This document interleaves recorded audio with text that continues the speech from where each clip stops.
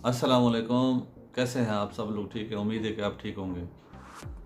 तो ये वीडियो आपके फ़ायदे के लिए है। इंशाल्लाह आपको इतना फ़ायदा होगा कि आप बहुत खुश होंगे। कैसे खुश होंगे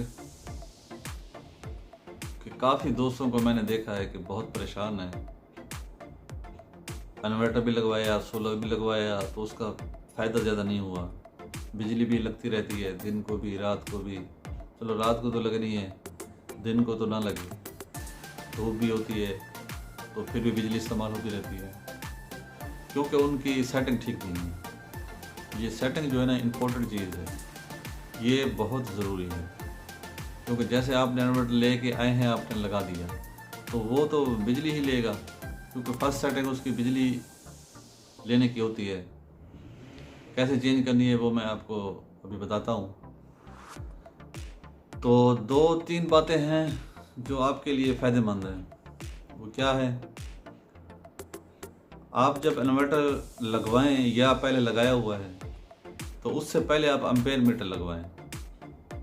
बिजली इन जो होती है ना, उससे पहले आप एम्पेयर मीटर लगवाएं, ताकि आपको पता चले कि दिन को बिजली तो नहीं ले रहा। अगर बिजली ले रहा है तो उसकी सेटिंग करवाएं या खुद कर लें। तो सेटिंग मैं आपको बताता हूँ, जैसे मैंने सेटिंग की हुई है वैसे करें आप।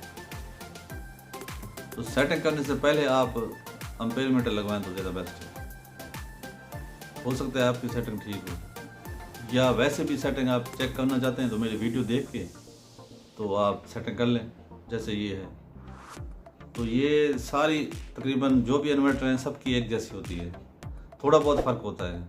अगर 12 नंबर पे आप गए हैं तो उसकी 12 नंबर पे यही ऐसी है, तो फिर समझ लें एक जैसी है, तो वो कर सकते हैं आप।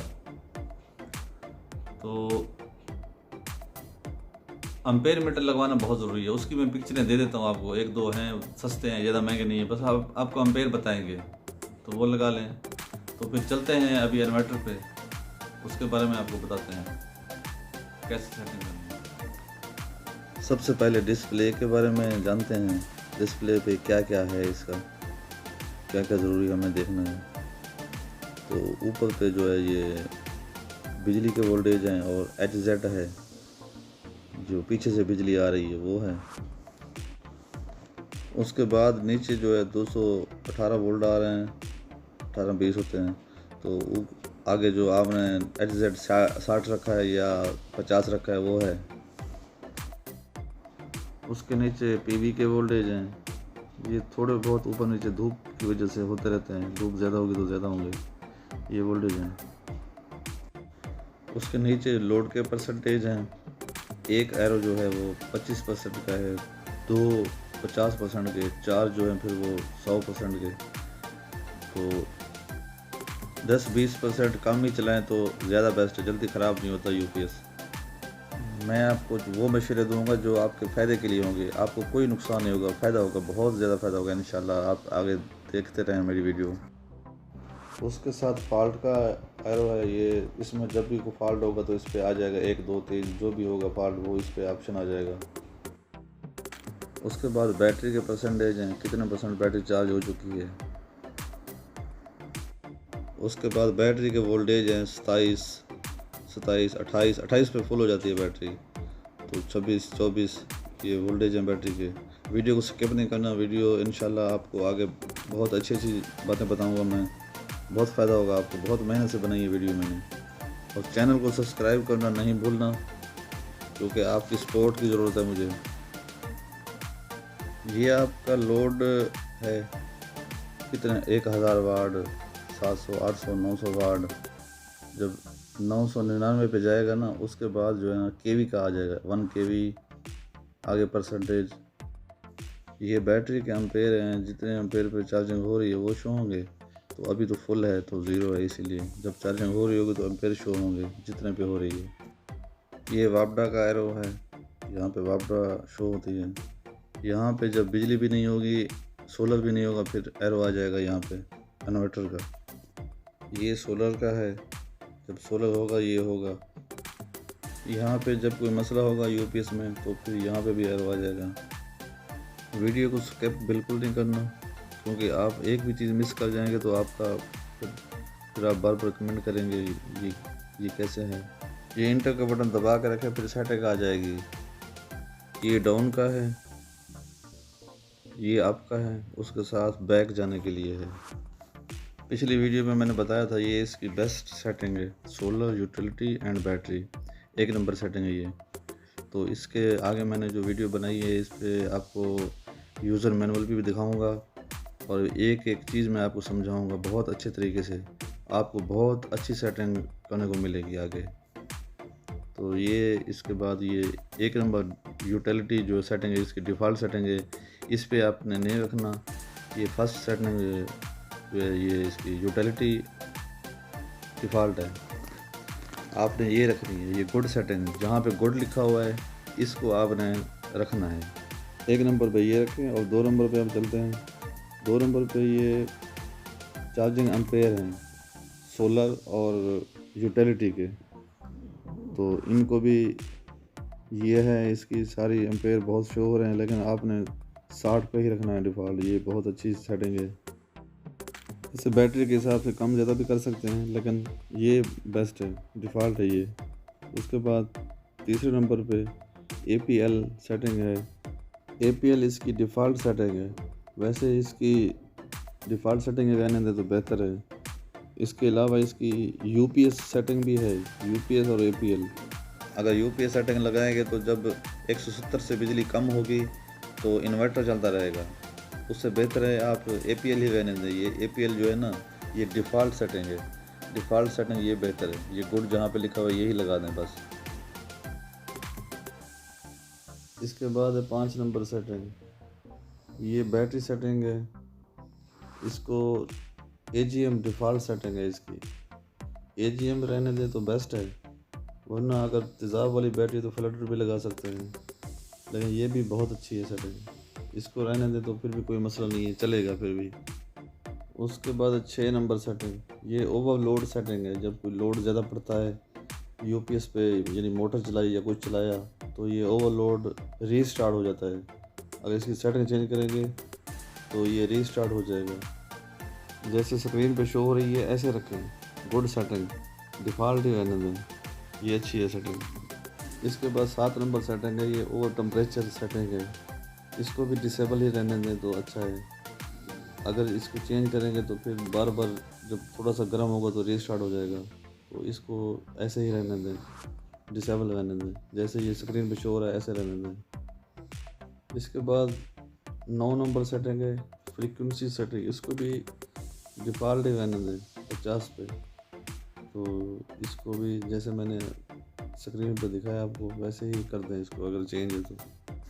ये यूज़र मैनुअल दिखाने का मेरा मकसद यही है कि आपको ज़्यादा आसानी हो चेक करने में। नया UPS कोई भी आप लगाएं उसको पहले ज़रूर सारी सेटिंग चेक करें। अगर नहीं करेंगे तो हो सकता है वो उसकी सेटिंग सही ना हो और आपका बिजली ज़्यादा ज़ाया हो। उससे बेहतर है कि आप चेक करें पहले उसको, सारी सेटिंग इसी तरह करें। उसके बाद 10 नंबर सेटिंग है, ये आउटपुट वोल्टेज सेटिंग है, 220, 30, 40। इसकी डिफ़ॉल्ट सेटिंग 230 है, तो इसको भी डिफ़ॉल्ट रहने दें तो बेस्ट है, तो इसको भी ना चेंज करें। ये टाइम पास वीडियो नहीं है, इसको स्किप बिल्कुल मत करें, इसको गौर से देखें और इसी तरह सेटिंग करें जो मैं बता रहा हूँ। बहुत अच्छी सेटिंग मैंने बताई है, बहुत मेहनत की है वीडियो पे। उसके बाद है 11 नंबर सेटिंग। तो 11 नंबर सेटिंग जो है वो है वापडा पे चार्जिंग एम्पेयर, तो वो 30 एम्पेयर सेटिंग है डिफ़ॉल्ट, तो उसको डिफ़ॉल्ट ही रहने दें, क्योंकि रात को बिजली आपकी बहुत कम ज़ाया होगी, तो उसको बस ऐसे 30 पे ही रहने दें, वो बेस्ट सेटिंग है डिफ़ॉल्ट। अब है 12 नंबर सेटिंग, इसको जो है ना जैसे मैं बताऊँ वैसे रखें। अगर SBU पे रखेंगे तभी काम आएगी, अगर उस पर रखेंगे तभी काम आएगी। ये 4.2 और 3.6 के लिए 23 पे रखें, डिफ़ॉल्ट सेटिंग है। और अगर 6 kV का है तो 46 पे रखें, 46 पे, तो ये ऐसे रखें, ये ज़बरदस्त सेटिंग है। उसके अलावा 13 नंबर सेटिंग है, इसको 28 पे रखें, ये 28 पे डिफ़ॉल्ट सेटिंग है। ये ज़बरदस्त सेटिंग है। और ये है 4.2 3.6 के लिए, ये अप सेटिंग है। 6.0 के लिए 54 डिफ़ॉल्ट सेटिंग रखें, ये बेस्ट सेटिंग है। उसके बाद 16 नंबर सेटिंग। 16 नंबर सेटिंग जो है ये चार्जिंग के लिए है, सोलर एंड यूटिलिटी। इसको ऐसे ही रहने दें तो बेहतर है।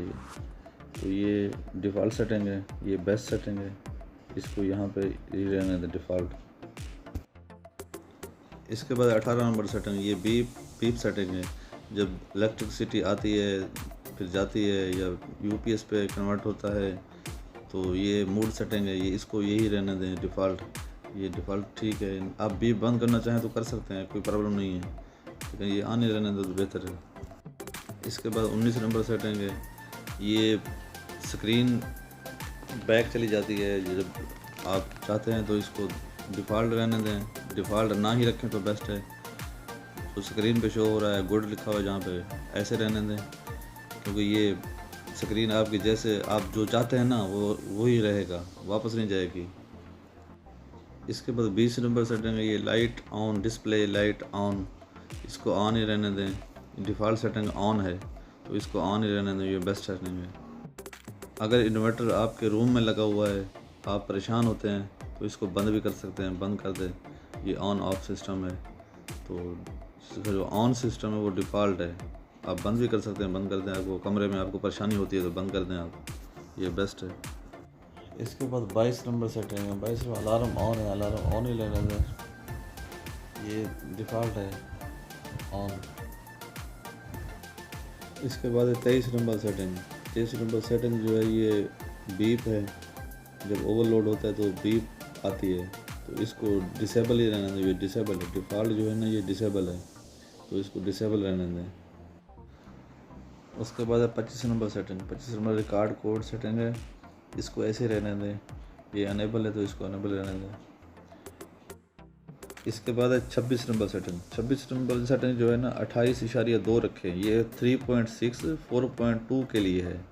ज़्यादा वीडियो लंबी नहीं करना चाहता मैं, आपको तफसील में नहीं जाने देता, आप जैसे मैं बता रहा हूँ ऐसे रखें।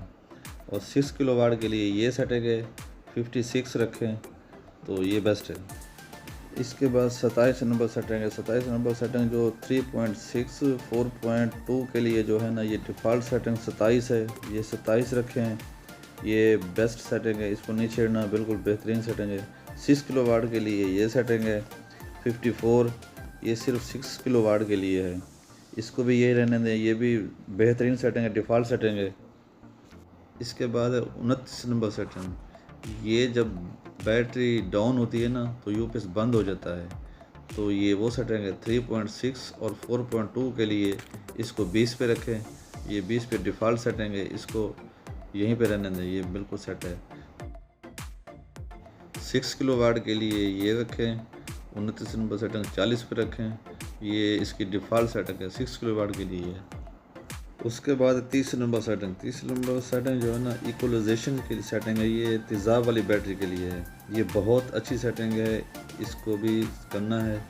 तो ये इसका ये फ़ायदा है कि जब बैटरी आपकी ग्रेविटी लो कर जाती है तो आपको बैटरी चार्जिंग वाले के पास लेके जानी पड़ती है, तो उससे बेहतर है कि आप इसी पे सेटिंग करें, 1 महीने के लिए रखें इसको। 1 महीने के लिए ये 15 वोल्ट एक बैटरी को चार्ज करेगा, यानी 2 बैटरी तो 30 वोल्ट, ये बेस्ट सेटिंग है। इसको मैं समझा देता हूँ, इसी तरह करें जिस तरह मैंने ये लिखा हुआ है, सारी सेटिंग इस तरह करें।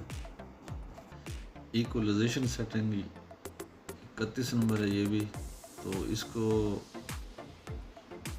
अगर 3.6 4.2 का है तो 29.2 रखें, अगर 6 किलोवाट का है तो फिर उसको रखें 58.4। उसके बाद 33 नंबर सेटिंग है, ये 60 पे ही रखें, ये टाइम है उसका। उसके बाद 34 नंबर सेटिंग है, इसको भी 120 पे ही रखें, ये टाइम आउट सेटिंग है, ये भी इक्वलाइजेशन की सेटिंग है। इसके बाद है 35 नंबर सेटिंग, ये डे है, कितने दिन के बाद करवाना है आपने, 30 दिन 60 दिन, अगर आपने 1 महीने के बाद करवाना है तो 30 दिन लिख दें, अगर 2 महीने के बाद करवाना है तो 60 दिन लिख दें, ये आप पे है, कोई मसला नहीं है इसका। उसके बाद 36 नंबर सेटल, इसको भी अनेबल कर दें कि पहले डिसेबल होता है, तो इसको अगर चलाना चाहते तो फिर अनेबल कर दें, ये अनेबल बेस्ट है। उसके बाद 37 नंबर है, इसको ऑफ ग्रिड है, ऑफ ग्रिड और डिफ़ॉल्ट ऑफ है तो ऑफ रहने दें। इसके बाद 38 नंबर, ये एम्पेयर है 6, तो इसको 6 पे ही रहने दें।